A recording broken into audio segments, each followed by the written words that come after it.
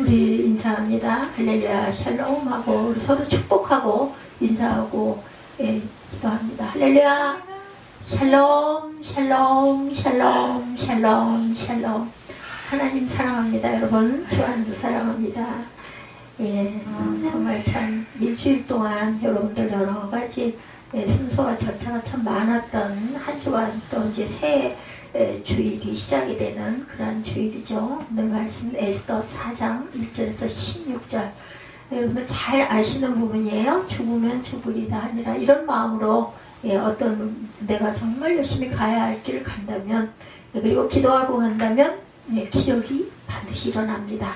우리 교회는 항상 그런 걸 잘 느끼고 하나님께서 자꾸 보여주셔요. 왜 보여주시냐면은 아직 믿음이 너무 약하기 때문에 그래서 니들 봐라 이렇게 내가 이루지 않니 이렇게 느끼고 깨닫게 합니다. 믿음으로 산다는 것은 구체적으로 그렇다면 우리가 믿음으로 살아야 되는데 무엇일까?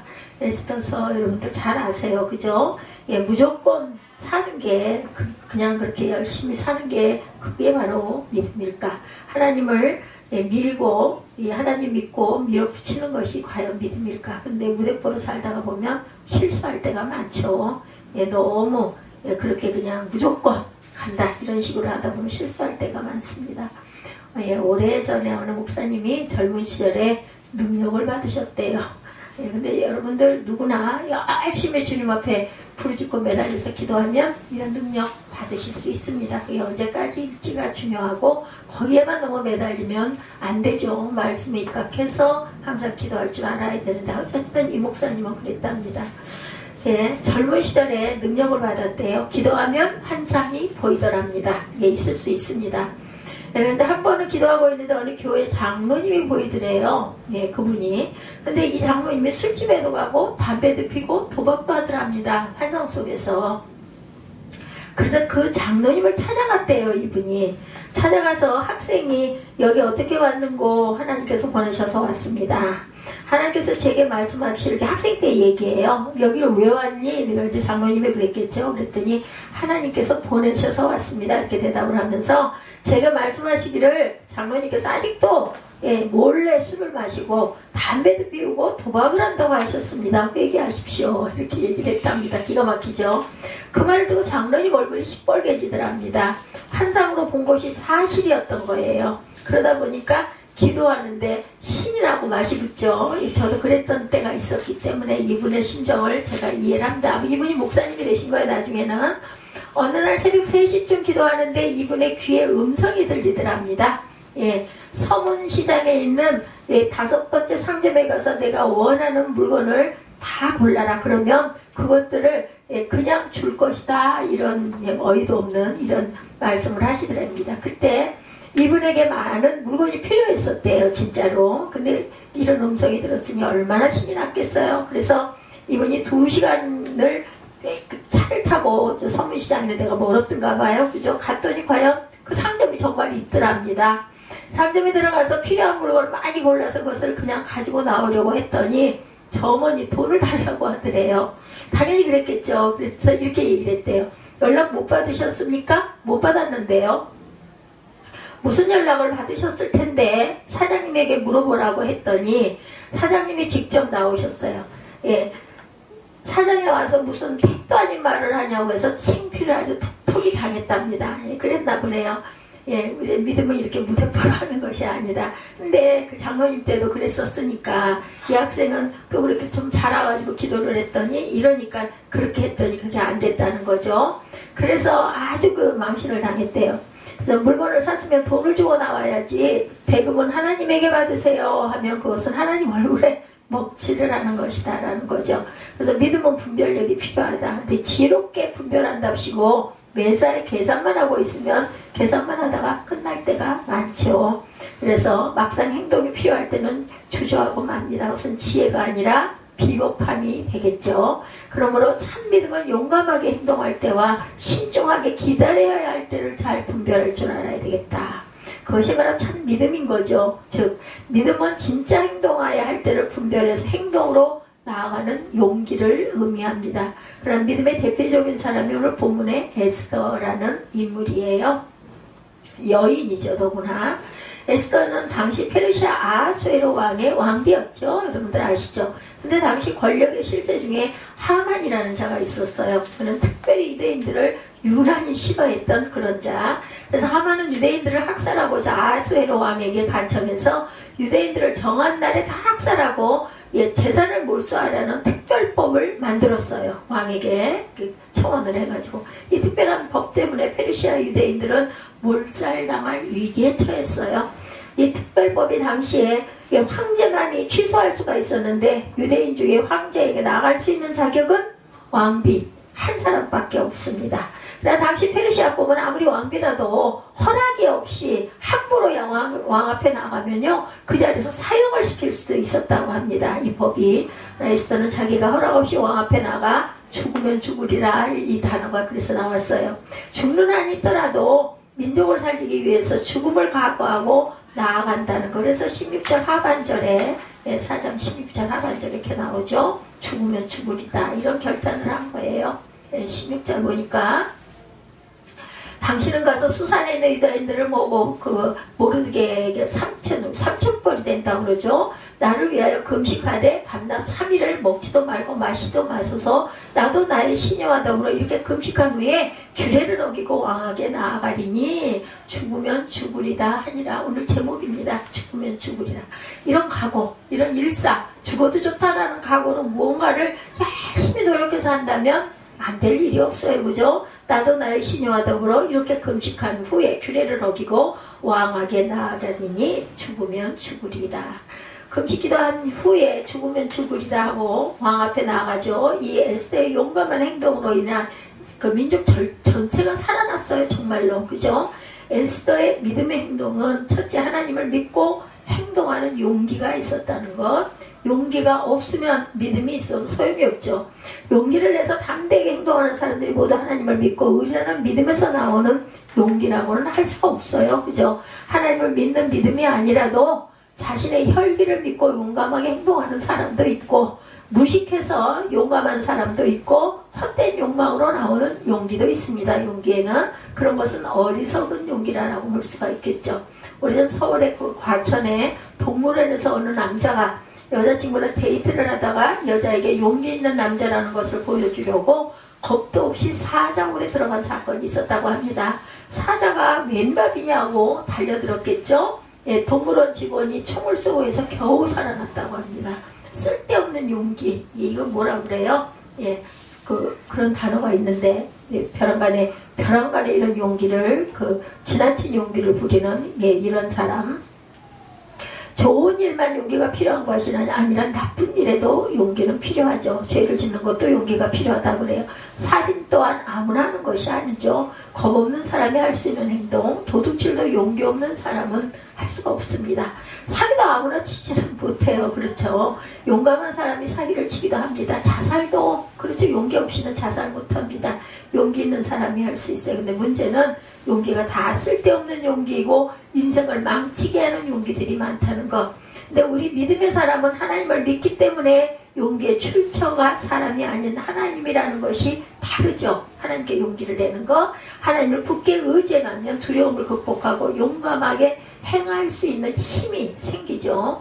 하나님께서 아브라함에게 본토 친척 아비집을 떠나서 내가 네게 지시할 땅으로 가라고 하셨을 때 아브라함에게 한 번도 가지 못한 마지막 땅에 대한 두려움, 그곳에서 펼쳐질 자신의 불확실한 미래에 대한 두려움이 왜 없었겠어요. 그때는 지금처럼 내비게이션이 있는 것도 아니고 차가 있는 것도 아니고 지도가 있는 것도 아닌데 무조건 갔다고 그래. 정처 없이 갔다고 합니다. 아브라함은 고향을 등지고 하나님의 명령하신 미지의 땅을 향해 나아갑니다. 아주 잘 살았다고 그러죠. 거기 군사들도 많았고 아주 큰 집을 지니고 있었는데 하나님이 나가라니까 간 거예요. 아브라함이 하나님을 굳게 믿었기 때문에 하나님으로부터 나오는 용기, 하나님을 믿는 믿음에서 나오죠. 루터가 종교개혁을 할 때 보름스 회의에서 재판을 받게 됩니다. 당시에 종교재판을 잘못하면 화형을 당하는 아주 무서운 그런 재판의 자리였어요. 근데 그 자리에서 루터는 자기를 무섭게 째려보는 재판관을 본 게 아니라 하나님이 나를 지켜보고 계시다는 것을 생각했다고 그래요. 그리고는 담대하게 외쳤다고 합니다. 오 하나님이여 나 여기 서 있습니다. 지금도 그때 마틴 루터가 서 있던 자리가 종교계획 성지 순례자들을 위해서 조그맣게 표시가 되어 있다고 해요. 마틴 루터는 담대한 용기는 바로 어디에서? 믿음에서 나온 거죠. 이러기 쉽지 않죠. 그죠? 성령에 사로잡혀야 이렇게 할 수 있습니다.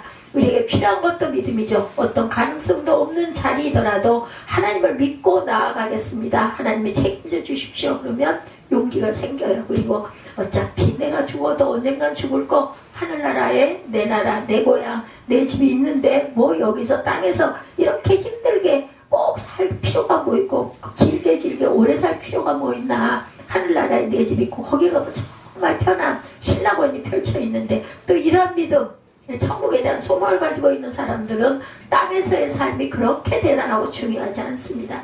왜 이 에스더는 에스더의 성공 가능성 1%도 되지 않았는데 이런 용기를 내었을까? 자기 민족을 구출하고 싶은 그런 믿음으로 나아간 거죠. 금식을 하고 하나님을 믿고 담대히 나가는 것이지 페르시아 왕을 믿고 나아간 것은 결코 아니다. 에스더의 성공 가능성이 거의 없었는가? 왜? 당시에 페르시아법이 왕비라도 왕의 허락 없이 나아가면 죽이는 법이었어요. 왕의 신하들과 왕의 각 지방 백성이 다 알거니와 남녀를 막론하고 분받지 아니하고 그리고 안뜰에 그냥 무조건 들어가면은 죽여라 그럼 죽이는 거죠. 왕에게 나가면 오직 죽이는 법이고 왕이 그 자리에서 귀를 내밀어서 붙들게 하면 살아나죠. 이제 내가 부름을 배워 왕에게 나가지 못한 자가 이미 30일이라 하라 하니라. 왕 앞에 왕을 만나본 지가 30일 돼서 한 달이 됐어요. 당시 페르시아의 공통법이 엄격했다고 그래요. 왕의 암살을 받기 위해서 아무나 접견 못하게 했고 접견을 하더라도 사전에 신청해서 사유를 밝히고 허락을 받아야 했다고 그러죠. 그리고 왕비라도 함부로 왕을 접견하지 못하도록 한 것은 왕비가 정치에 함부로 개입하지 못하게 하려고였었답니다. 이렇게 해서는 왕비라도 왕을 마음대로 만날 수 없었고 왕의 에스더를 찾은 지가 한 달이나 됐어. 무슨 마음이 어떻게 변했고 여자들이 얼마나 많아요. 그죠? 궁녀들이 또한 후궁들이 얼마나 많았겠어요. 그러므로 설사 왕이 에스더를 만나주더라도 에스더의 청을 들어줄 가능성 또한 알 수가 없었습니다. 왕의 이름으로 쓰고 여인이 찍힌 조서를 함부로 또한 취소할 수도 없었다고 그래요. 왕이 하만에게 허락한 유대인 학살 조서는 이미 왕이 허락하고 왕의 이름으로 공포한 특별법이 되어 있어요. 3장 12절에 보면 증거하고 있습니다. 3장 12절 앞장에 있으니까 한번 정확하게 보죠. 첫째 달 11일에 왕의 서기관이 소집되어 하만의 명령을 따라 왕의 대신과 각 지방의 관리와 각 민족의 관원에게 아하수에로 왕의 이름으로 조서를 쓰되 곧 각 지방의 문자와 각 민족의 언어로 쓰고 왕의 반지로 인친이라. 이에 그 조서를 역조르게 맡겨 왕의 각 지방에 보내니 12째 달 곧 아달월 13일 하루 동안의 모든 유대인을 젊은이 늙은이 어린이 여인을 막나누고 죽이고 도륙하고 진멸하고 또 그 재산을 탈취하라 하였고 이 명령을 각 지방에 전하기 위하여 조서의 초본을 모든 민족에 선포하여 그날을 위하여 준비하게 하라 하였더라. 이미 이렇게 한 그 이후에요. 이렇게 생겼으니까 우리 민족이 이제 꼼짝없이 죽게 생겨서 에스더가 나가죠. 죽으면 죽으리라 이런 마음으로 나갔다라는 거죠. 그러니 왕의 이름으로 쓰고 그 어인이 찍힌 조서를 함부로 취소할 수도 없었다. 왕이 하만에게 허락한 유대인 학살 조서는 이미 왕이 허락하고 왕의 이름으로 공포한 특별법이었어요. 그래서 첫째 달 13일에 왕의 서기관이 소집되어서 이러이러했다라고 쭉 나와있죠. 각 지방의 문자 민족의 언어로 쓰고 왕의 반지로 인쳤다. 그것은 아무나 취소할 수 없는 특별법이 되고 말았어요. 그래서 8장 8절입니다. 너희는 왕의 명의로 유대인에게 조서를 뜻대로 쓰고 왕의 반지로 인을 칠지어다. 왕의 이름을 쓰고 왕의 반지로 인친 조서는 누구든지 철회할 수 없음이니라 하니라. 에스더의 부탁을 들어주려면 왕이 자신이 허락한 그 전의 조서를 취소해야 됩니다. 그것을 취소한다는 것은 왕의 채통을 무너뜨린 일이었기 때문에 사실상 거의 불가능했다. 왕의 채통을 깎는 일을 에스더가 부탁하러 간 거예요. 어떨 것 같아요, 에스더? 왕이 어찌 일을 쉽게 허락하겠는가? 아이고 나는 이제 죽었다. 에스더 같은 못 갈 것 같은데 그 시대의 에스더는 갔던 거죠. 인간적으로 계산해보면 가능성이 거의 0%, 0%였다는 거. 이렇게 성공 가능성이 없음에도 불구하고 에스더는 왕에게 나아갑니다. 오직 하나님의 일하심을 믿고 나아가는 것이죠. 이것이 믿음이 주는 용기입니다. 토인비는 일찍 인간의 역사는 많은 사람에 의해 진보하고 발전하는 것이 아니라 창조적인 소수의 신념과 용기에 의해서 이룩된다라는 말을 했어요. 적당하게 일하는 다수에 의해서 역사가 진보하는 것이 아니라 용기는 소수의 믿음 있는 사람을 통하여 역사가 발전한다는 것입니다. 이스라엘 민족도 한 여성의 용기를 통해서 살아남은 거예요. 사실 있었던 역사이기 때문에 이건 사실입니다. 이렇게 믿음으로 살려면 용기가 필요하다. 한 사람 전도해서 생명을 살리는 것도 용기가 필요합니다. 주의를 지키는 것도 용기가 필요해요. 11조 또한 용기가 필요하죠. 여러분들 갈등하실 때 많죠. 아이고 이달에 진짜 이거 나가는 게 많은데 그 11조를 안 한다고 왜 11조 안 해요? 할 사람은 없으니 그냥 어떻게 이번 달은 좀 건너가면 어떨까 이런 생각을 할 수도 있습니다. 그냥 하려고 하면 아까워서 못합니다. 그러나 그러한 물질 헌신도 믿음의 용기를 가진 사람, 이 믿음의 잣대가 11조입니다. 그래서 그러므로 헌신하는 것도 용기, 하나님의 뜻대로 사는 것도 용기, 또한 죄를 물리치는 것도 용기다. 왜 가끔가다 우리 이거 이렇게 해버릴까 이런 생각 들 때 있잖아요. 그럴 때도 하나님 보고 계시는데 이건 안 되지 이런 마음을 갖는 거. 그래서 그대로 내가 이건 절대 할 수 없어 이런 용기도 또한 있어야 된다. 용기 없는 사람은 큰 복을 받을 수도 당연히 없겠죠. 죽음을 각오하고 나아가는 용기. 죽으면 죽으리다 있어죠. 왕 앞에 나갈 때 죽음을 각오하고 나갑니다. 왕이 자신을 향한 애정도 식었다는 것을 알아요. 한 달씩이나 나를 찾지 않았으니 자신이 유대인을 살려달라고 요구하면 그것이 왕의 체면을 깎는 요구인 것, 불가능한 용기. 자신의 요구가 들어주기는커녕 오히려 왕을 자극하여 왕의 에스더를 죽이려고 할지도 몰라요. 네가 왜 함부로 여기 나왔냐. 그러나 그런 일이 벌어지면 깨끗하게 나는 죽겠다. 그런 마음으로 왕 앞에 나아간 거죠. 죽음을 각오하면 못할 게 없어요. 그냥 목숨 걸면 하나밖에 없는 목숨 이거 외에 뭐가 더 있어. 죽는 거 죽은 다음에야 그걸 어떻게 하든 화형을 시키든 그죠? 어떻게 만들든 죽었는데 우리가 제일 두려운 게 아프고 무섭고 이거죠. 그거 없어져 버리고 나면 그 다음에는 내 몸을 어떻게 하든 우리가 어떻게 할 수 있는 것도 아니고 상관없어요. 근데 생명을 걸고 덤비는 사람, 그런 사람을 이겨낼 수는 없다고 합니다. 생명을 눈에 보이는 게 없어지죠.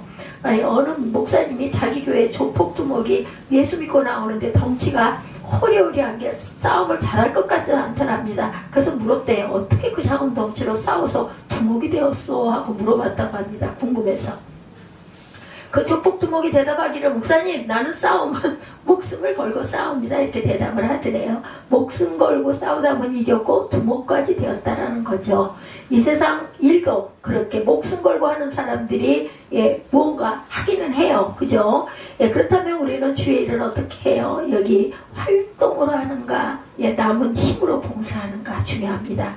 우리가 주의 일을 죽음을 각오하고 한다면 못할 게 없죠. 근데 우리는 목숨까지는 걸지 않아요. 용감하게 안 하는 거죠. 기도하다가 포기하고 전도하다가 포기하고 예배생활도 작정했다가 흐지부지 하게 되죠. 하나님이 보실 때 오늘날 교회 성도 수는 많지만 진정으로 주님을 위해서 목숨 걸고 충성하는 일꾼, 하나님을 믿고 맡길 만한 일꾼들이 부족하다고 합니다. 부족하죠.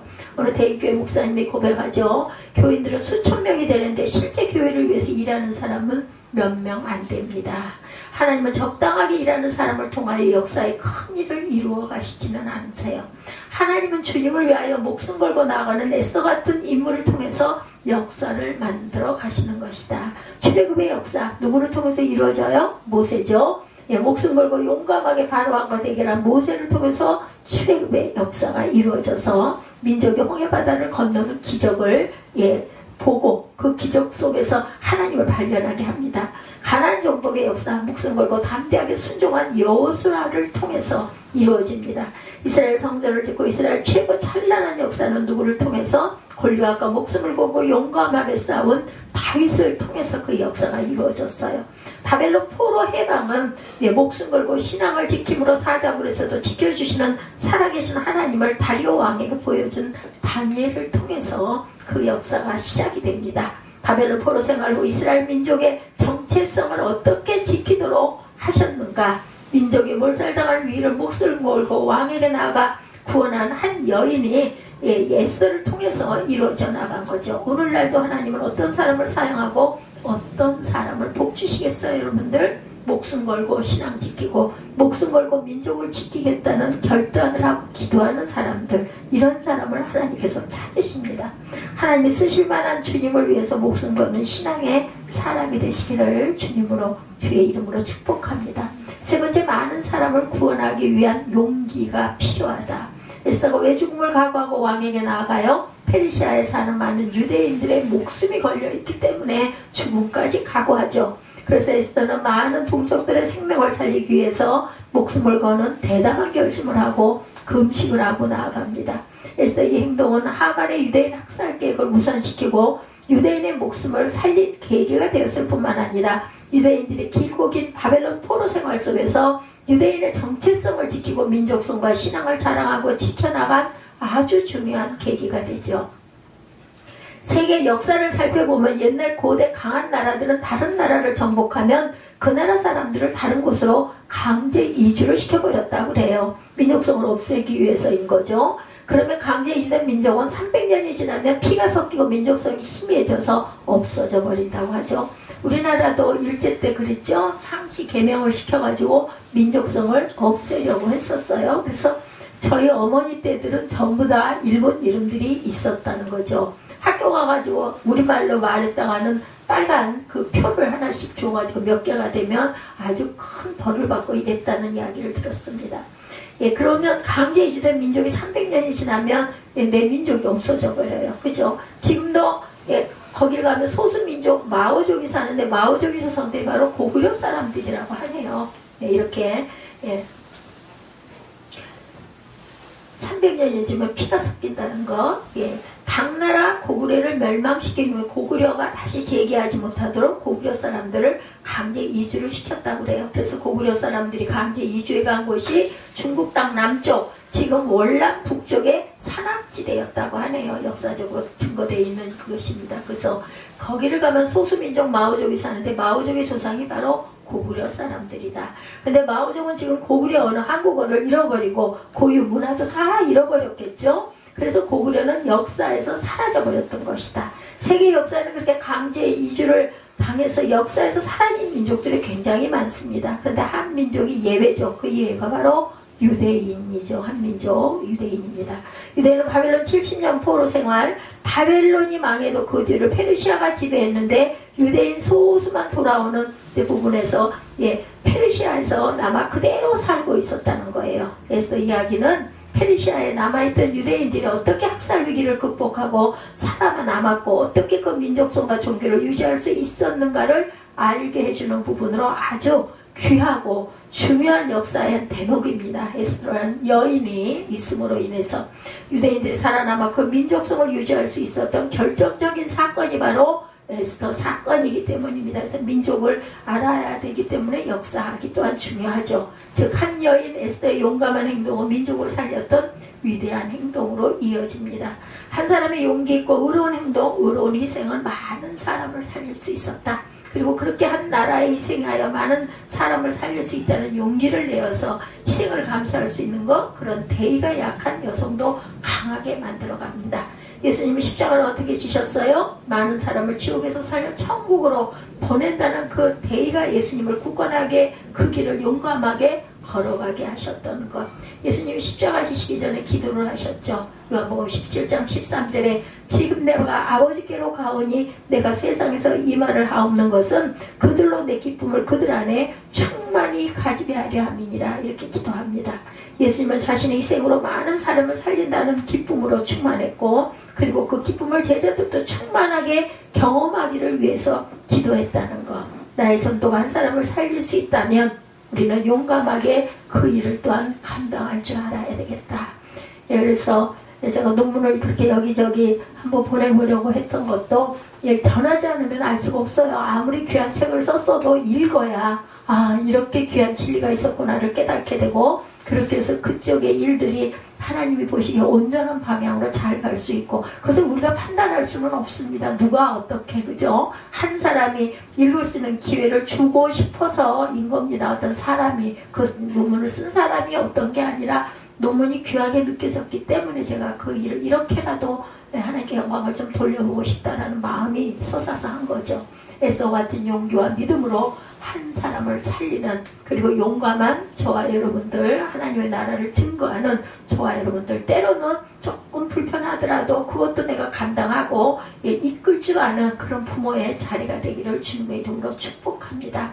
에스더의 믿음의 행동은 용기 있는 믿음의 행동이었는데, 첫째, 하나님을 믿고 행동했고, 두 번째, 죽음을 각오하고 낸 용기이고, 많은 사람들을 구원하기 위한 귀한 용기였다라는 것. 그래서 역사의 한 부분이긴 하지만 오늘 뭔가를 제가 읽다가 쭉 가던 부분에서 이 부분을 제가 선택을 한 게 죽으면 죽으리라 하니라, 이 말씀이 제게 감동이 와서 여러분과 함께 나누고 싶어서 전합니다.